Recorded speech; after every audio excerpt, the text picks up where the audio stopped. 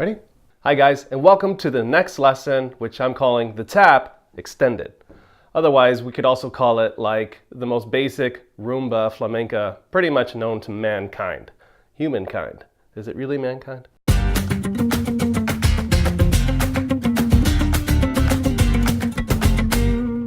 We're going to begin basically, if you go back and you watch my old video lesson called the tap, that was a very basic rumba where we only had 4 movements. So we basically, to recap, we had the down with these two, up with the thumb. We tap our palm of the hand onto the body of the guitar, and I usually come up with my index finger.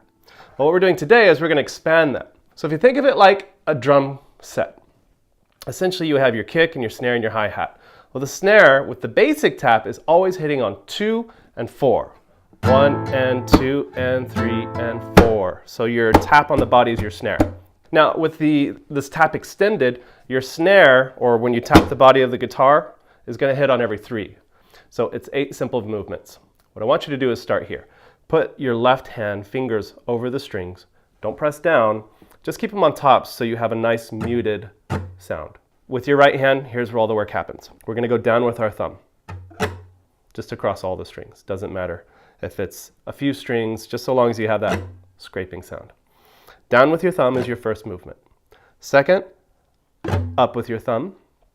And now here's where you get to choose. Generally, you've got about these 3 fingers to go down the strings with. It's really not a big deal which fingers you choose. You can use your index, you can use your middle, you can even use your ring. You can do all 3 combinations therefrom. The pinky's not really advisable just because it's so weak and it doesn't really bring out a very powerful sound. What I tend to do is the faster I go and the lighter I play, I tend to use my index and my thumb when I'm going through movements. Sometimes I'll use these 2 fingers together when I want a more powerful attack. I've seen anything from Spanish flamencos using these 2 fingers to go down. I've seen Mexican flamencos use these 2 fingers. I choose more of the Mexican technique, if you want to call it that, only because I like the distance of my index finger to my thumb. It's closer. And the closer those 2 are, in my mind, the faster I can go. So keeping the strings muted with your left hand, you're going to want to go down with your thumb, up with your thumb. Now, you can go down with these 2 fingers, your choice, which fingers you want to go down with. Again, up with your thumb. Now here's where you're going to tap. So you're just taking the palm of your hand and you're just placing it over the sound hole of the guitar. You're getting that nice pop tapping sound. That's your 5th movement. That's going to be your snare, or on the 3. So if we're going 1 and 2 and 3, that's your 3. Now when you're here, from here you're going to come up with your index finger. You could choose to come up with your middle or your ring. It's up to you in this particular case. And then we're going to come down again.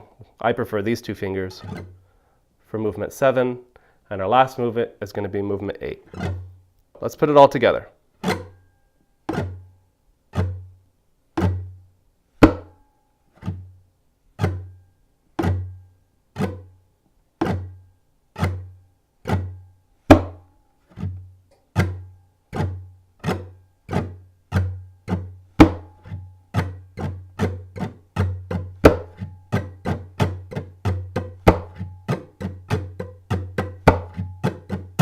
Let's just put on some basic chords just to get an idea of what this would sound like. So the most popular chords we know in flamenco when we first start out is just that bar A minor, that bar G, the bar F, and that open E.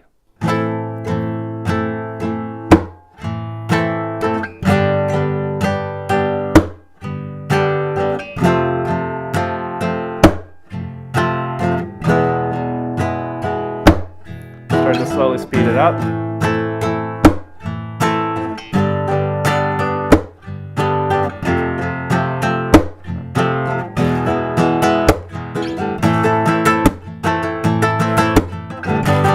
Patterns per chord. Remember to keep your wrist and your right hand relaxed.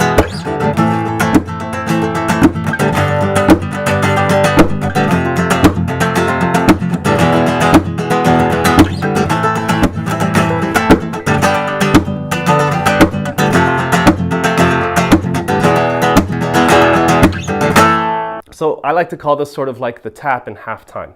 because it feels like the snare only comes on every 3. So 1 and 2 and 3 and 4 and. Whereas the tap basic that you see in my other previous video, the snare or the tapping of the body comes in every 2 and 4. So the tap extended feels like a half time. Only because where the snare is placed, or the tap.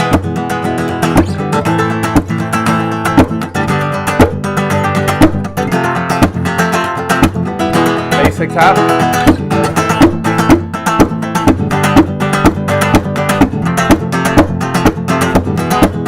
Tap extended.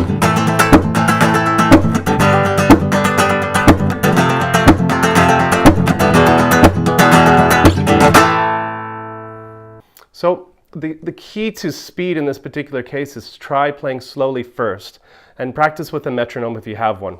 But most important of all of that is to remain relaxed. The more relaxed you are, the faster you can actually go. The more tensed up you get, the more your muscles strain, and it's harder to go fast. All right, guys, so if you liked my video, then please subscribe. And also, if you have any comments or questions or anything else you'd like me to start talking about, comment below, and I'll be happy to get to it. And have a great day. Take care.